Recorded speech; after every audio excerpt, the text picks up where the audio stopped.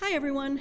Welcome to Black Voices, Black Joy, Gale Borden Public Library's celebration of Black History Month. Every Wednesday in February at 6 p.m., special guests from the Black community will be sharing their favorite stories, books, and poems with us. I'm Tish Calamer, Community Engagement Manager, and I'm so happy to welcome you all. For a list of books and other resources, please click on the link in the event description. Let's get started. Tonight we celebrate poetry and parenting from a Black mother's perspective. Our special guest this evening is both a poet and a parent, Dr. Mae Hicks Jones. Besides reading some of her own original poetry, Dr. Mae Hicks Jones will be reading What Shall I Tell My Children Who Are Black, written in 1968 by Margaret T. Burroughs, a Chicagoan who founded the DuSable Museum of African American History. Hi, my name is Mae Hicks Jones, and I will be sharing a poem with you this evening entitled What Shall I Tell My Children Who Are Black by Dr. Margaret Taylor Burroughs, one of the founding members of the DuSable Museum of African American History in Chicago, Illinois. I started reciting this poem when I was in high school in Chicago, and it hit me at that time how relevant it was at that time. And now I look more than 40 years later, yes, 40 years, and a grandmother.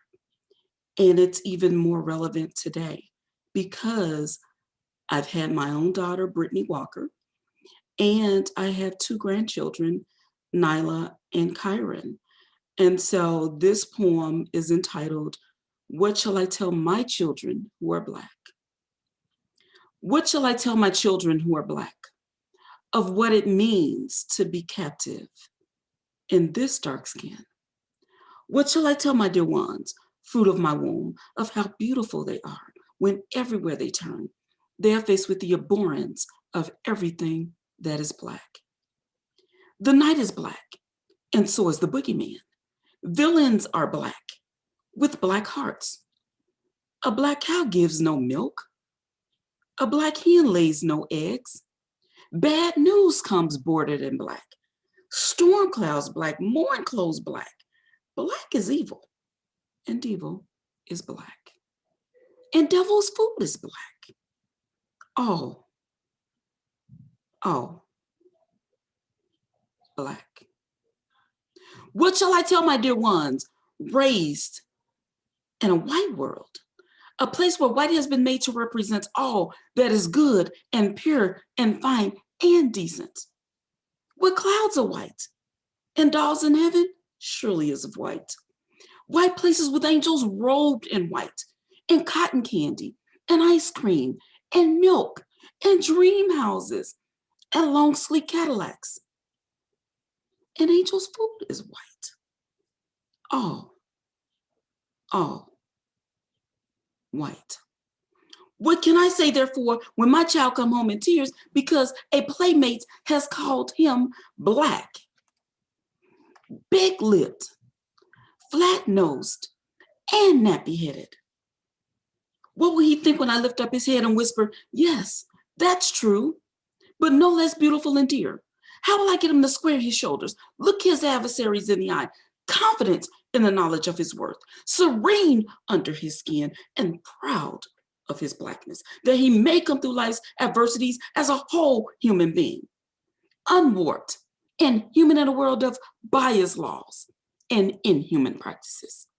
For who knows, perhaps this Black child here will discover the cure for cancer, AIDS, COVID, or to chart the course to the exploration of the universe. So he must survive. For the good of all humanity, he must and will survive. I drank deeply of late from the fountain of my Black culture, sat at the knee and learned from Mother Africa the truth of my heritage, the truth so often obscured and omitted. And I find that I have much to say to my Black children.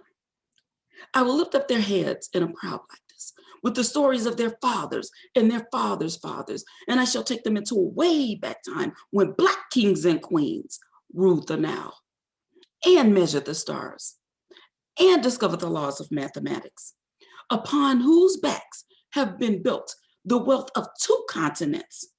I will tell them this and more, and their heritage shall be their armor to fight any battles they may face. And since this story is often obscured, I must sacrifice to find it for my children, even as I've sacrificed to feed, clothe, and shelter them.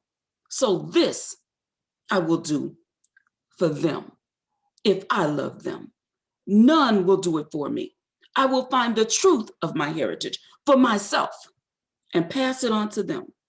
And in time, I believe, because I have armed them with the truth, my children and my children's children will venerate me, for it is the truth that will set us free. And I'm going to read a poem from my book, Inspirations, entitled Miss African American. Look up, stand straight, and let the world know who you are, for you have come a long way, baby, and you're a bright, shining star. You are strong, elegant, vibrant, respected, and bold. You are what your mother expected and worth your weight in gold. Nina Simone told us that you are young, gifted, and Black, and if this is ever disputed, you are prepared to attack. Attack in the sense of fighting with your brain, because you are smart and talented, but never insane. Talk the talk and walk the walk, and never let yourself down. Show the world that you are Miss African American in all shades of brown. So lift up your head, put on a smile, and strut the stuff your mama gave you, and let the world know that God made you a woman of not 1 continent, but 2. Thank you. Black ties. You refer to him as an African American or Black man, but look at him as a man that is doing the very best he can. He has been challenged for hundreds of years and has suffered so many blood, sweat, and tears. He is not criminal, nor is he lazy, and could be construed as sometimes crazy. But if you've been beaten and broken down by a society that sometimes denounces brown, you may be provoked to do something wrong. But you have to think and try and be strong. The color of skin should never be a reason to lynch a man during any season, for he is a father, brother, and friend, a major source for some to depend. You too would be angry if the world challenged you to stay in a place that is required by few. You know the history and have read all the books of the struggles of this man and the things that he's took. He has come of age and no longer plays with a toy. He has been disrespected and referred to as boy. Take a look at the man, and as you are staring, look at the individual and stop comparing, for he should be judged by his own actions instead of the world's negative reactions. And when people continue to stereotype, tell them to back off and don't believe the hype. For some of his history has been built on lies, but all of his dedication is to his Black ties. Thank you. Know your history. Pain, sorrow, degradation, humiliation, and discrimination are hard words to hear from even the strongest people in civilization. Yes, we were slaves, and slaves we were, but nonetheless we were great. Our ancestors survived nightmares as others determined their fate. We speak of our history in painful terms that are hard to get over. We can't discuss the pain while drunk or sober. We have let our history become something that was bad. What happened to our people has made us mad. But who are we to give up so easily because of that pain? For we shouldn't bow down to anyone because we have no shame. Yes, our forefathers were beaten, tied up, and burned, but that is the reasons why our hearts should yearn. We should make sure that their deaths were not in vain, for we are the offspring that have much to gain. We should learn from those experiences and make sure we know the entire knowledge of our history, no matter where we go. We should fight with knowledge and never pull a trigger. We should seek respect from all and never be referred to as the N-word. More than 100 years have passed since we were released from slavery. That is the fact that we should all treasure and always savor. Even those slaves that waited the 2 additional years and someone had to seek to inform them of their freedom on that hot day, June 19th. We must learn our history and pass it down to our kids. And one day their children will ask what we did. We must prove to the world that throughout the years that we built 2 continents on our blood, sweat, and tears. So don't be ashamed of that great-great-grandfather that burned in his boots. Be proud of the family that would give their lives to continue your roots. Thank you. Hi, my name is Tiffany Henderson, and I'm here to read The Joys of Being a Little Black Boy by Valerie Reynolds.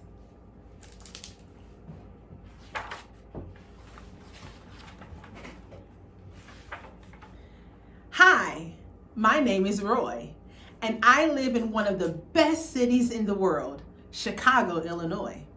This is my pretty mama.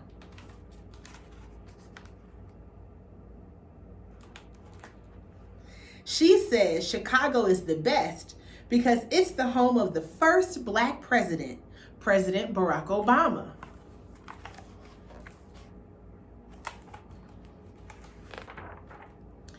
And this here is my dad.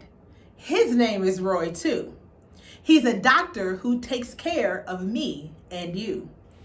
When he was a boy, he wanted to be like Charles Drew, a Black doctor who blazed a trail in blood transfusion. Yep, it's true.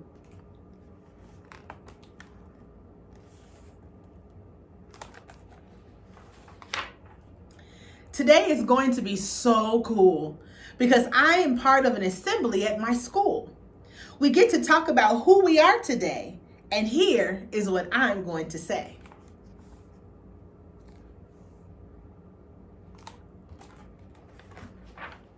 My name is Roy, and I am proud to be a young Black boy.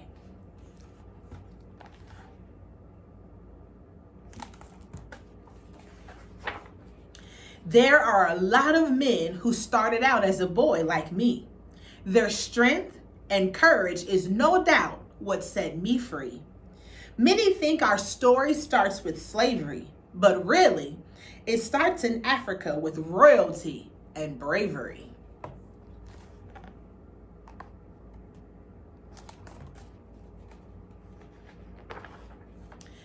The boy king of Egypt became king when he was just 9. That's how old I am. Doesn't that blow your mind? So when they tell you that our history starts as slaves, that's a decoy. King Tut's reign proves there's power in being a young Black boy.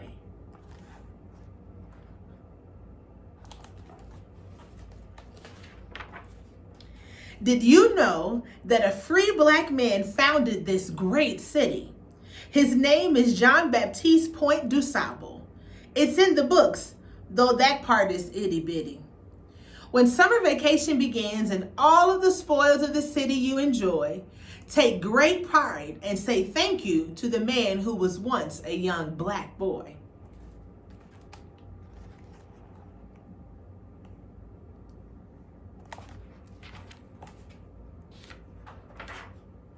Frederick Douglass was a boy slave who taught himself how to write and read.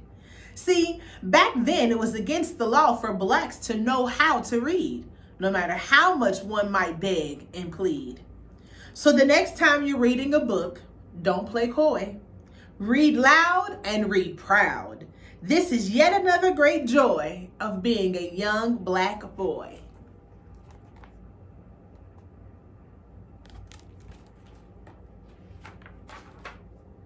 Langston Hughes was a great writer who reminded us that life will be no crystal stair and that we must keep on pushing forward and choose not to despair.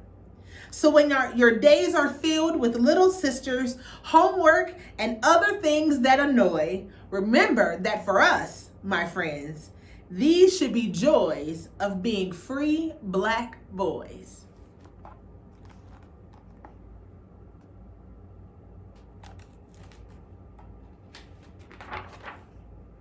Did you know that at his high school, Martin Luther King Jr. was the team quarterback?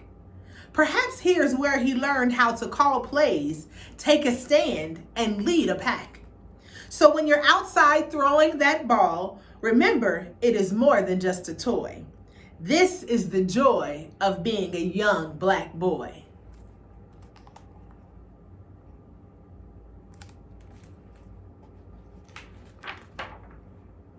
One of my personal favorites is Malcolm X. He taught us how to respect and stand up for ourselves. This made others vex. The next time you find yourself feeling low, stand tall and enjoy. Malcolm taught us the strength, pride, and beauty in being a young Black boy.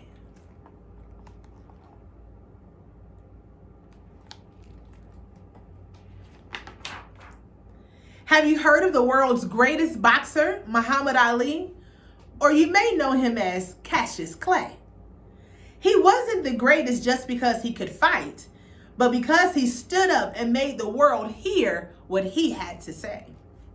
The next time you find yourself in the midst of battle, it's okay to put your fist down and fight with poise. This is a responsibility that comes with age for young Black boys.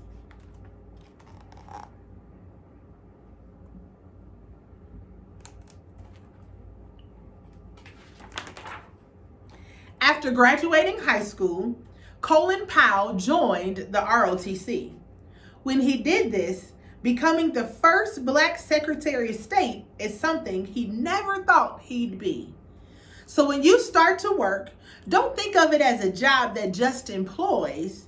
These are the first steps to take in making powerful Black men out of playful young Black boys.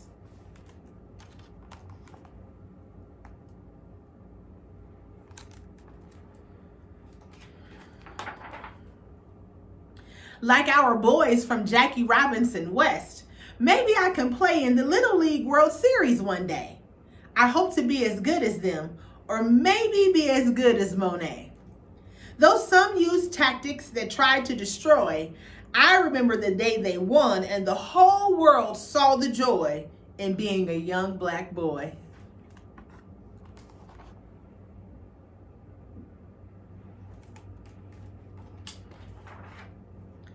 Does the name Madiba ring a bell?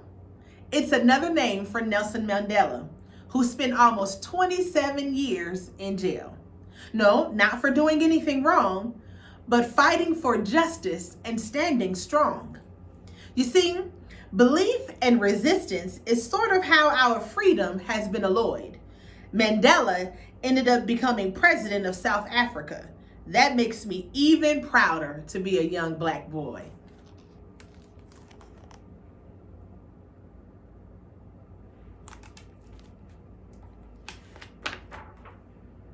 So many people are frightened by who we are. That's because they know our ancestors planted the seeds for us to grow wide and far. But I am here to tell you, that's what's in our DNA cannot be destroyed. And though it may not always be easy, there is true joy in being a young Black boy.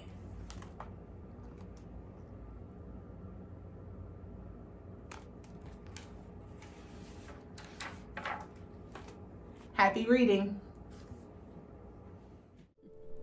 Thank you so much for joining us this evening for Black Voices, Black Joy, and celebrating Black History Month with the Gail Borden Public Library.